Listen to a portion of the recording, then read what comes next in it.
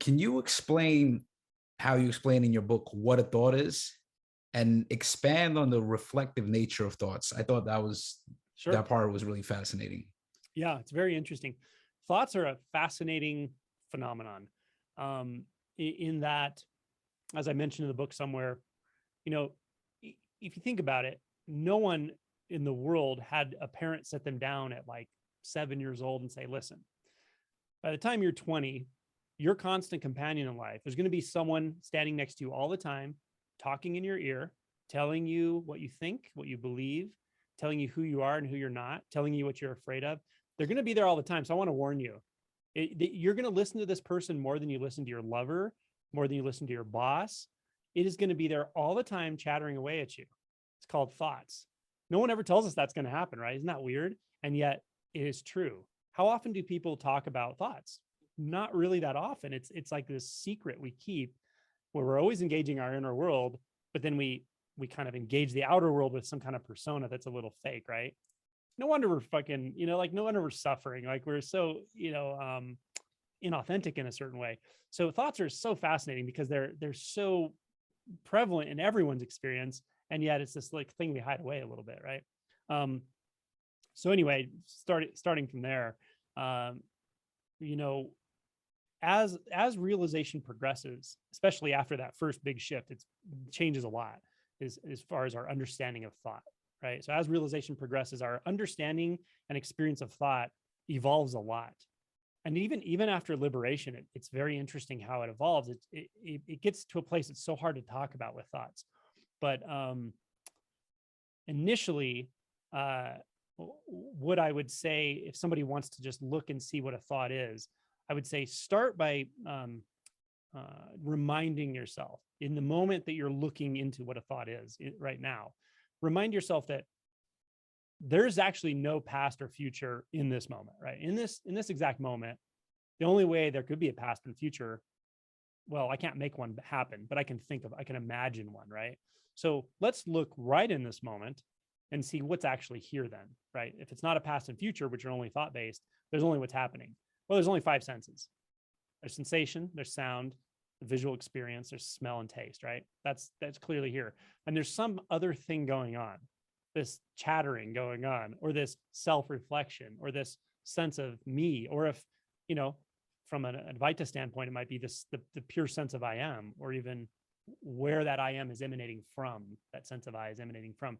So just an experience of, let's say, consciousness, thought, consciousness, etc. So you can actually investigate directly what a thought is empirically for yourself.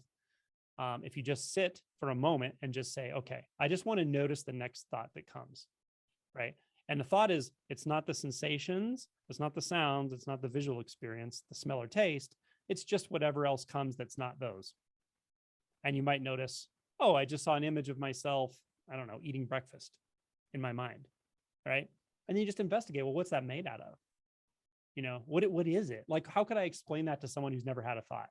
Like there is anyone, but if you were to explain what a thought is to someone who's never had a thought, you'd say, okay, so you see how you're sitting in this room here? Yes. And you can see, me, and you see the room. Yeah, I see the room, and you hear things and so forth. Yeah. Okay. Yeah. Now imagine that you can actually see something like this, but it's not happening right here, but you can see it like on a movie screen inside your head. And they'd say, what?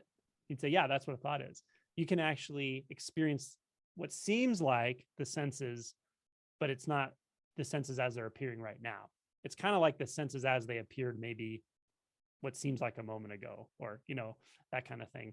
So so in that empirical way, you can look into it and see that the thoughts are ultimately a reflection of the senses, right? What is the thought made out of? There's a recently characterized phenomenon called aphantasia. Have you heard of this?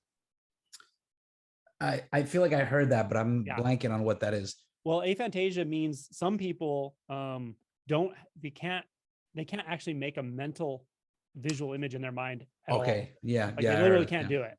Mhm. And what's so interesting about this is because of the nature of human communication, we didn't even know this was happening for a long time, including the people who have it.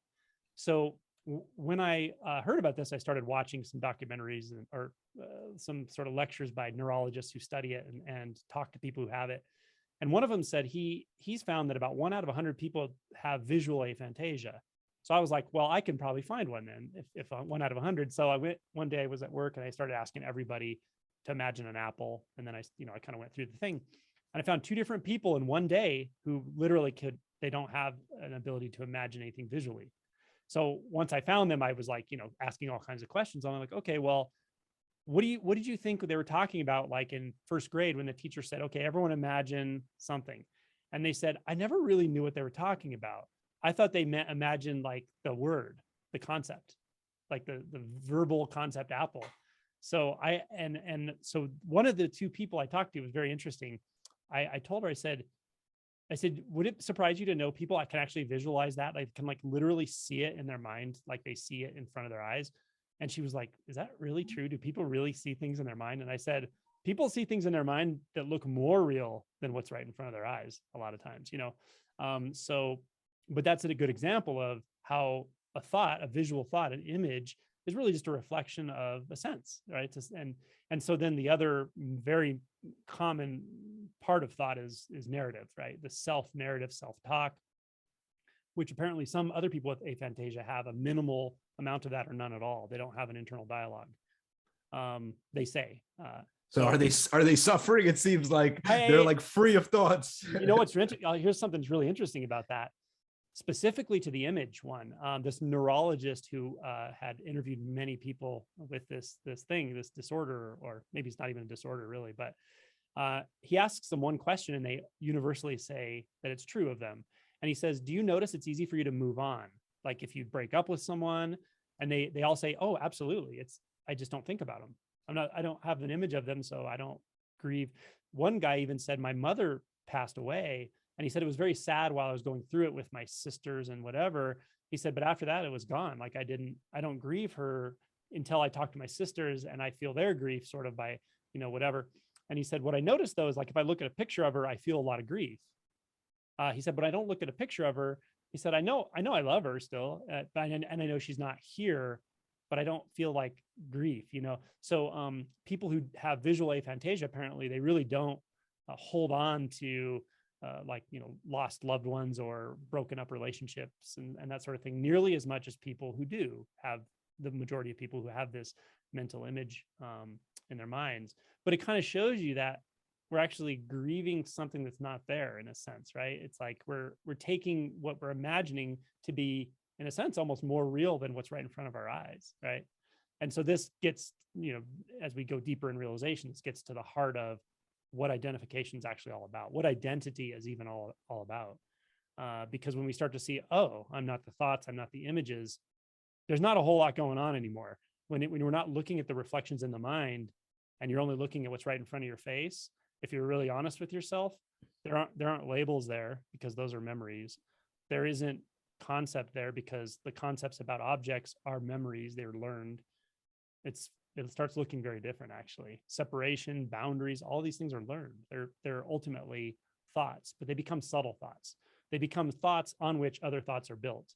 And that's the sort of quote unquote conceptual thoughts, where you could say, well, it's not really a visual image. It's not really a dialogue, but if you unpack it, it ultimately is. It's a reflection of reflections. So in the book, I described that thoughts are a reflection of the visual sense, a reflection of the auditory sense, which narrative and that sort of thing. And you can imagine sensations, these things can happen and sometimes they're there more prominently for some people, but generally like smell and taste, you don't usually imagine them too much, except maybe right before you're ready to eat and so forth. But the majority of our internal experience is the auditory and visual soundscape that is reflected. However, as thought becomes more complex, and as I describe in the book, it becomes very complex very early in life. By the time you're 4 years old, you know how to manipulate other people because they have an inner world and you know how to manipulate their inner world. You can change the visual experience and the belief experience other people are having in their mind to your advantage at 4 years old, called theory of mind, right? We have brain centers that do this. So thought becomes very complex very early. And what I would describe as what makes thought actually very complex, not very, but what makes thought become increasingly complex is that thoughts can reflect all of the 5 senses, let's say, but they can actually also reflect other thoughts. So consciousness has this ability to self-reflect and into a series of thoughts. And by the time we're in our early 20s, that's the world we live in. We live in a house of mirrors of thoughts reflecting thoughts, however we've become identified with them. And that's that place that can become exquisitely uncomfortable for people, and why they take up these practices and so forth. So yeah, that's ultimately what it is. I think thoughts are reflective in nature, and the clearer it becomes what thought and consciousness actually is, what the substance of consciousness is and how it functions, it becomes very obvious that it has a reflective nature to it. But it doesn't have to be experienced in a reflective way. You can actually learn to experience consciousness as non-reflective knowingness. Might be called like consciousness rigpa or something. I don't know Dzogchen very well, but I just call it unbound consciousness, or non-polarized consciousness, where there's no subject object experience in consciousness. It's just like pure knowing, or the pure light of knowing shining only on itself, let's say. So consciousness is a fascinating thing where it can form a sense of self, the thinker, and the objects of thought very easily. And it can even become identified in that through momentum, but it can also back out of all that, take the backward step into just that pure sense of knowingness with no thought at all. Yeah. That part of your book really resonated. I also like it was like a litmus test to see if something's a thought. Like, can you write it down? If you could write it down, then it's a thought. And then, you were talking about the reflective thing and then unbound consciousness. And I was just seeing that in my experience. And it was like, there was like a shift in that. And I really like that part of the book. Something else you said that also has been coming up for me is the fact that we don't teach kids about thoughts. Mm-hmm. I have two young kids, and I was thinking about this week, probably because I was like going through your book, reading it. And I'm just like, how do you explain this to my son? Like, listen, this is what happens. Your brain is just going to be chattering, and like, you don't have to identify with that. And like, you don't have to believe like 99% of the time, like whatever's there is just like, it's nothing. It's just noise. Mm-hmm. So like that, I feel like that's so important. Like learning about thoughts and emotions, like that's the most important thing we should learn about. Yet they don't teach that in school. And like most people don't even learn that as adults. I totally agree with you.